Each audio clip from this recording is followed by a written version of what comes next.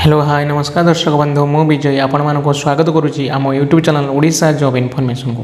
तो दर्शक बंधु आज वीडियो रे सुभद्रा योजना को नहीं एक बहुत बड़ अपडेट आसी जाइए। जदि आपण सुभद्रा योजना आवेदन करछंती किंतु ए पर्यंत टंका पाई नाहंती तबे एही वीडियोटी को शेष पर्यंत निश्चय देखंतु। तो दर्शक बंधु आपण माने जानिथिबे गोटे वर्ष रे दुईटी किस्ती रे सरकार आपनको सुभद्रा टंका दउचंती 5000 गोटे होची मार्च 7 तारिख जोटा कि इंटरनेशनल वुमेन्स डे आ गोटे हूँ राखी पूर्णमी। आपण मैंने जानते अगस्ट मसरे आसूँ राखी पूर्णमी तो सही अनुसार अगस्ट मसरे कौन को पैसा मिल कि न मिल आज रिलेटेड जो अपडेट आसी मुझे जनवाक आसी। तेणु भिडियोटी को शेष पर्यंत देखूँ। सरकार पक्षर होता एक समीक्षा बैठक में जुलाई 25 तारिख सुधा मन रखु जुलाई 25 तारिख सुधा field verification biometric e KYC NPCI mapping bank verification एवं पेमेंट फाइल प्रस्तुत शेष करने को लक्ष्य रखा यही सब कम जुलाई 25 तारिख सुधा करने कहुई। आज वीडियो आम आलोचना करवा कहार ई-KYC बाकी अच्छी कहार फील्ड वेरिफिकेशन हम और क्या बाकी समस्त किस्ती एकाथरे मिल पारे एवं जुलाई 25 पूर्व क्यों काम करवा जरूरी अटे। तेणु भिडियोटी को शेष पर्यटन देखूँ और बुझंतु और जुलाई 25 तारिख पूर्व आपड़ जदि किसी अपडेट करने चाहूँगी आज वीडियो जहाँ भी मुझे कहबी से अनुसार आप अपडेट करेंगे आपन को अगस्ट मसरे आप जो राखी पूर्णमी आसूँ से आपको सुभद्रा पैसा मिल ना आपण से एवर्ष पैसा पाइबार वंचित हो पारती। तो चलते बेसी डेरी नक वीडियो को आम आरंभ करवा। सुभद्रा योजनार बड़ अपडेट विषय फास्ट हूँ बंधु मैंने सरकार समीक्षा बैठक में सुभद्रा योजनार विभिन्न पेंडिंग कामर अग्रगति उपर आलोचना होती। सरकार लक्ष्य हूँ जुलाई 25 तारिख पूर्व समस्त योग्य हिताधिकारी जांच प्रक्रिया शेष करवा।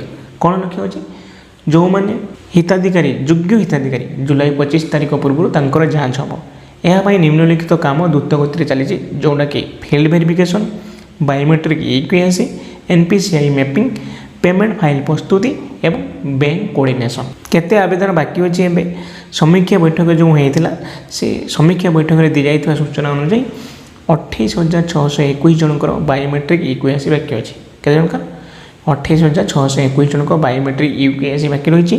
अर्थात यही हिताधिकारी मैंने केवल आंगुठी छाप दे ई-KYC संपूर्ण कले परवर्ती प्रक्रिया आग को बढ़ माने आप जो बायोमेट्रिक 28,621 जन बायोमेट्रिक पेंडिंग अच्छी जब से बायोमेट्रिक करूना आपन को पेमेंट आसबार संभावना ना।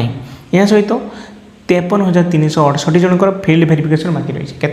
53,328 जनकर फील्ड वेरिफिकेशन बाकी रही।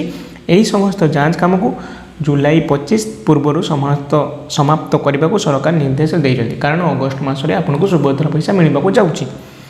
जदि आपण ई-KYC पेंडिंग अच्छी तो बंधु मैंने जदि सुभद्रा पोर्टल आपणकर स्टाटस सुभद्रा पोर्टल आप स्टाटस ई-KYC पेंडिंग ना सक्सेस देखिए तो बायोमेट्रिक ई-KYC पेंडिंग देखा जदि तेज आउ विलंब करूँ ना आपण निकटस्थ मो सेवा केन्द्र कि जनसेवा केन्द्र को जाई फिंगरप्रिंट दे बायोमेट्रिक ई-KYC संपूर्ण करूँ के जुलाई 25 पूर्व जदि यह करेंगे ना तेज आपण टंका मिलबार विलंब हो पाए एवं मिल भी न पारे। जदि आप बायोमेट्रिक ई-KYC दरकार ताने आप निश्चय जाई कर दियंतु। फील्ड वेरिफिकेशन कहार भाव जो हिताधिकारी जमी संबंधी समस्या अच्छी IT रिटर्न संबंधी असुविधा अच्छी फील्ड वेरिफिकेशन माने कौन आपण गाँव को जीवे आपण घर को जीवे और आपंकर जहाँ भी यही सब मुझे कहबी से सब समस्या थे पुणी जांच करी आप गोटे योग्य प्रार्थी होते ताहले आपको टंका मिल। तो कौन समस्या जमी संबंधी समस्या IT रिटर्न संबंधी असुविधा अच्छी कि अन्य कौन अभियोग रही से जांच ब्लॉक स्तरीय कमिटी कर यही कमिटी BDO तहसीलदार CDPO एवं कम्युनिटी वॉलंटियर रे। जांच पर ब्लॉक कमिटी रिपोर्ट जिला कमिटी को पठेब ब्लॉक कमिटी कौन कर जिला कमिटी को पठेब और सेठारू कौन जीव राज्य सरकार चूड़ांत रिपोर्ट जीव। यह हूँ फील्ड वेरिफिकेशन विषय। तापर हूँ बाकी किस्ती एकाथरे मिल कि जो मान पूर्व तृतीय कि द्वितीय किस्ती पाई से एकाथरे पाइबे कि तो अनेक महिला प्रश्न रही आम प्रथम किस्ती पाईना ताहले बाकी टंका कौन एवं मिल। समीक्षा बैठक में कहुई जदि आपण पूर्व आवेदन करते योग्य हिताधिकारी अटंती तेज नियम अनुजाई बाकी जो किस्ती अच्छी पाइबार संभावना रही। जदि आप ତୃତୀୟ କିସ୍ତି ପୂର୍ବରୁ ଆପ୍ଲାଏ କରିଥିଲେ କିନ୍ତୁ ତୃତୀୟ କିସ୍ତି ପାଇନାହାନ୍ତି, ବୁଝିପାରୁଛନ୍ତି, କିମ୍ବା ଚତୁର୍ଥ କିସ୍ତି ପାଇନାହାନ୍ତି, ତାହେଲେ ଏଇଟା ପାଇବା ଆପଣଙ୍କର ରହୁଛି, ବୁଝିପାରୁଛନ୍ତି। ଯଦି ଆପଣ ଏବେ ଆପ୍ଲାଏ କରୁଛନ୍ତି ତାହେଲେ ଏଇ କିସ୍ତି କେବଳ ଗୋଟେ କିସ୍ତି ପାଇବେ। ଜୁଲାଇ 25 ପୂର୍ବରୁ କ'ଣ କରିବେ?